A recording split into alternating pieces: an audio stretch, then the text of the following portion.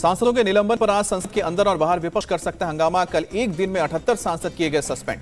Winter session में लोकसभा और राज्यसभा के कुल 92 विपक्षी सांसद हुए हैं निलंबित। सुरक्षा में सेंध को लेकर कर रहे थे हंगामा। गुरुवार को 14 सांसद हुए थे सस्पेंड। सोमवार को लोकसभा में 33 और राज्यसभा में 45 सांसद किए गए हैं सस्पेंड। पूरे शीतकालीन सत्र के किए गए हैं निलंबित। लोकसभा में सस्पेंड होने वालों में अधीर रंजन समेत कांग्रेस के 11 सांसद शामिल। टीएमसी के 9, डीएमके के 9 और 4 अन्य दलों के सांसद भी हुए सस्पेंड। राज्यसभा में सस्पेंड होने वालों में कांग्रेस के जयराम रमेश, केसी वेणुगोपाल, प्रमोद तिवारी और रणदीप सिंह सुरजेवाला शामिल। राज्यसभा के निलंबित सांसदों का विरोध प्रदर्शन। संसद के मकर द्वार पर किया प्रोटेस्ट।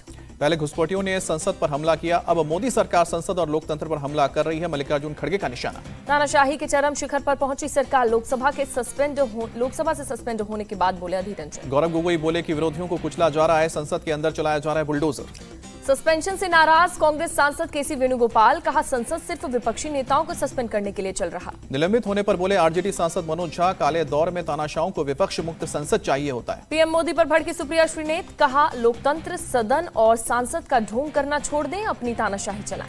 संसद में जनता की आवाज को बंद किया जा रहा है। पश्चिम बंगाल की सीएम ममता बनर्जी का बयान। सांसद के निलंबन पर बोले डीएमके सांसद टीआर बालू। संसद के इतिहास में पहले ऐसा कभी नहीं हुआ। संसद की सुरक्षा चूक पर सदन में विपक्ष का हंगामा। लोकसभा स्पीकर बोले घटना पर नहीं होनी चाहिए राजनीति, मामले की उच्च स्तरीय जांच जारी। कांग्रेस और उनके सहयोगियों ने स्पीकर का अपमान किया। उनका व्यवहार शर्मिंदा करने वाला। केंद्रीय मंत्री पीयूष गोयल का बयान। मोदी सरकार के खिलाफ विपक्ष के पास कोई एजेंडा नहीं है, इसलिए वो असुरक्षित महसूस कर रहे हैं। केंद्रीय मंत्री जी किशन रेड्डी का बयान। संसद सुरक्षा मामले पर बोले राघव चड्ढा। सरकार मुद्दे से भाग रही, सच छिपाने की हो सकती है कोशिश। बीजेपी सांसद जगदम्बिका पाल ने कहा कि गृह मंत्रालय ने कमेटी का किया है गठन, जानबूझकर मुद्दे का राजनीतिकरण कर रहा है विपक्ष। आज सुबह इंडिया गठबंधन के फ्लोर लीडर्स की फिर से होगी बैठक। आगे की रणनीति को लेकर राज्यसभा के नेता प्रतिपक्ष मल्लिकार्जुन खड़गे के ऑफिस में होगी मीटिंग। बीजेपी संसदीय दल की भी आज सुबह 9:30 बजे होगी बैठक। मीटिंग में पीएम मोदी बीजेपी के सांसदों को संबोधित करेंगे। दिल्ली में आज इंडिया गठबंधन की होगी चौथी बैठक। कांग्रेस समेत विपक्ष की 21 पार्टियों के नुमाइंदे होंगे शामिल। पश्चिम बंगाल की सीएम ममता बनर्जी और बिहार के CM Nitish Kumar INDI alliance की बैठक में शामिल होंगे।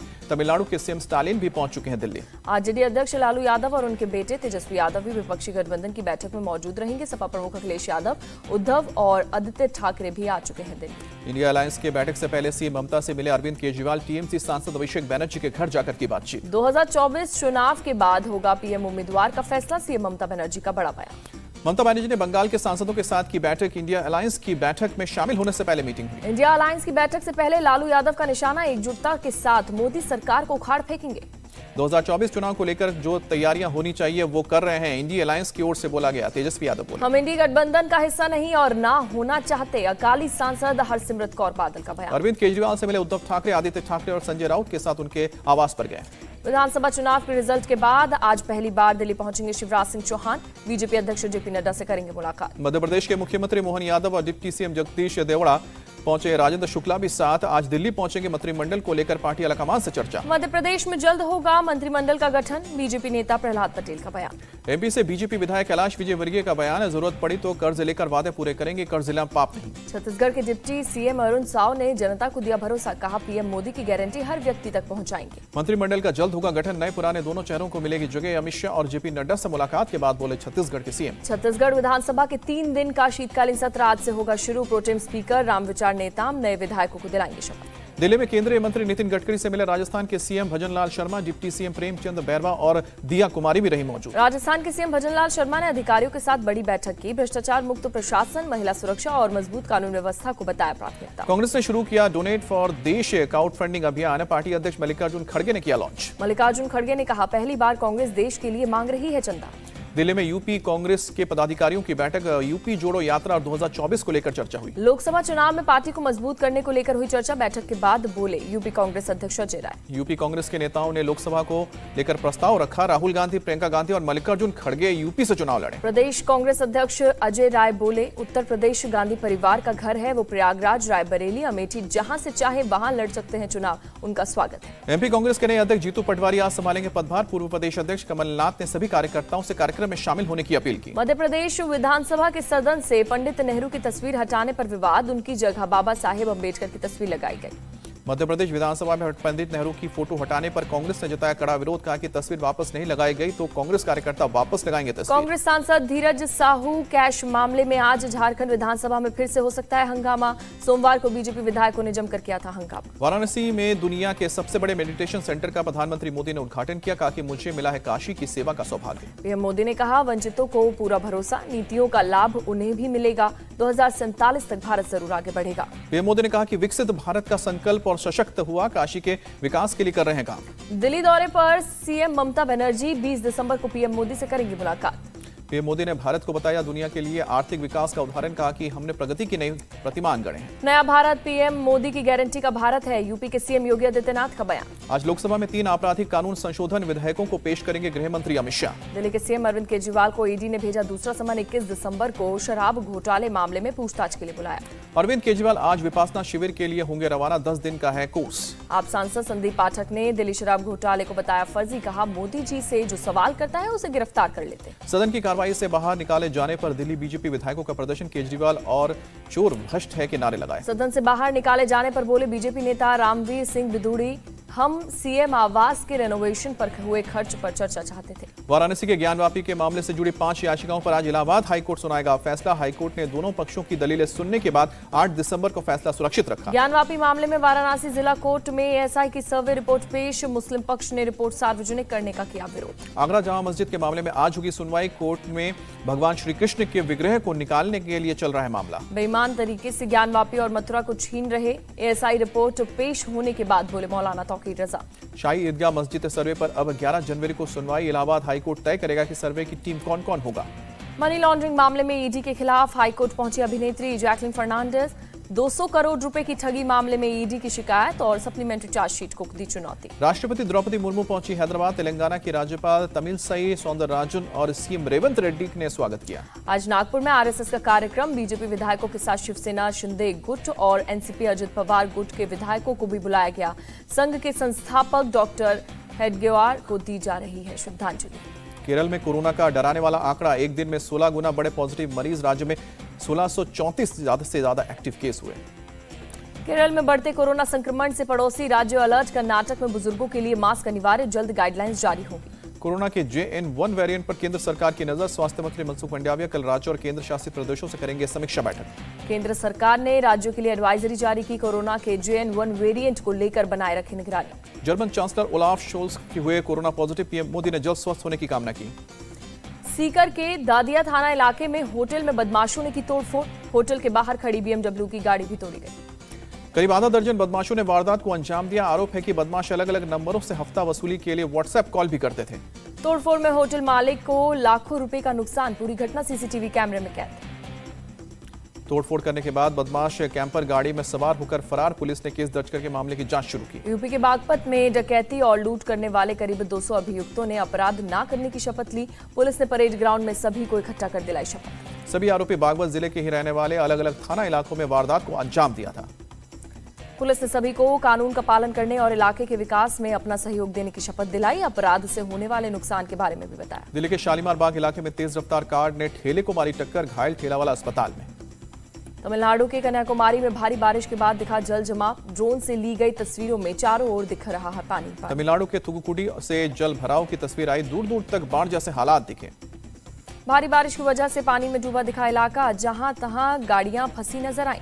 तमिलनाडु के तेनकासी में बारिश का पानी घरों में घुसा, आम जनजीवन बुरी तरह से प्रभावित हुआ। कई इलाकों में घुटनों तक भरा रहा पानी, लोगों को बाहर निकालने में हुई काफी परेशानी। सड़कों पर सैलाब जैसे नजारे दिखे, यातायात बुरी तरह से प्रभावित हुआ। तमिलनाडु के सीएम स्टालिन ने पीएम मोदी को लिखा खत, बाढ़ पर चर्चा करने के लिए समय मांगा। जम्मू कश्मीर के पुंछ में मुगल रोड पर पूरी तरह से बर्फ हटाया गया, यातायात सेवाएं फिर से बहाल। दिल्ली में बढ़ती ठंड ने बढ़ाई लोगों की मुसीबत, कई इलाकों में आज सुबह छाया रहा कोहरा। मेरठ में ठंड से बचने के लिए लोग अलाव का सहारा ले रहे हैं, तापमान में गिरावट बढ़ी। कानपुर में सर्दी का सितम, ठंड से बचने के लिए लोग अलाव तापते नजर आए। लखनऊ के PGI हॉस्पिटल में लगी आग, एक महिला और एक बच्चे की मौत, आग पर पाया गया काबू।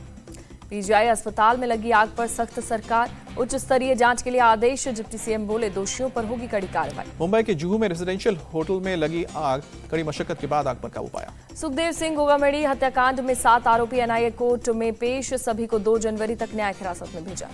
यूपी के फिरोजाबाद में सिस्टम की खुली पोल, एम्बुलेंस ना मिलने पर रेहड़ी पर महिला ने तोड़ा दम। अगरतला में सरकारी डेंटल कॉलेज का स्थापना दिवस समारोह, सीएम मानिक साहा हुए शामिल। सूरत में राम मंदिर की थीम पर हीरे का हार बनाया गया, पूरे डिजाइन में 5000 अमेरिकी हीरो का इस्तेमाल।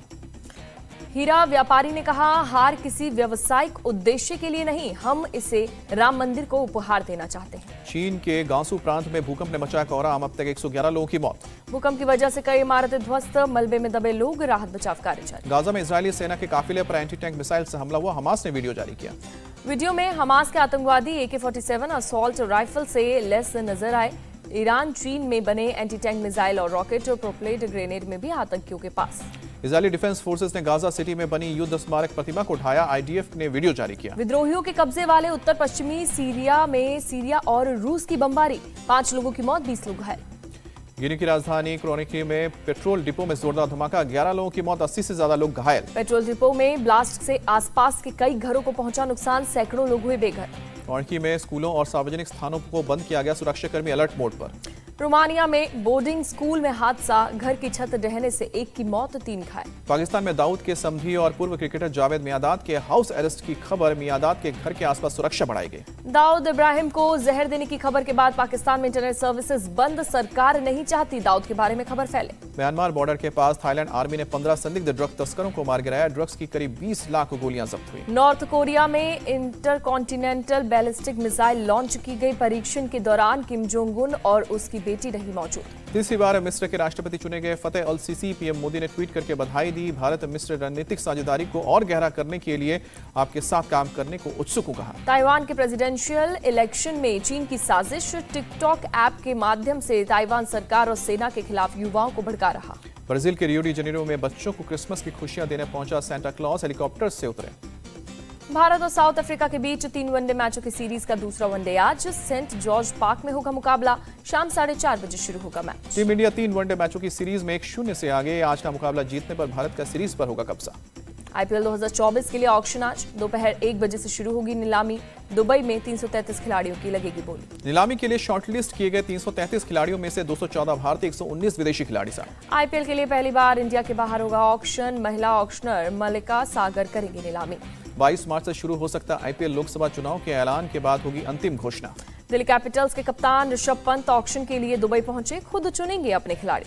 ऑस्ट्रेलिया के तेज गेंदबाज जॉश हेजलवुड अपने पहले बच्चे के जन्म के कारण मार्च और अप्रैल में IPL में नहीं खेल पाएंगे, मई में हो सकते हैं शामिल।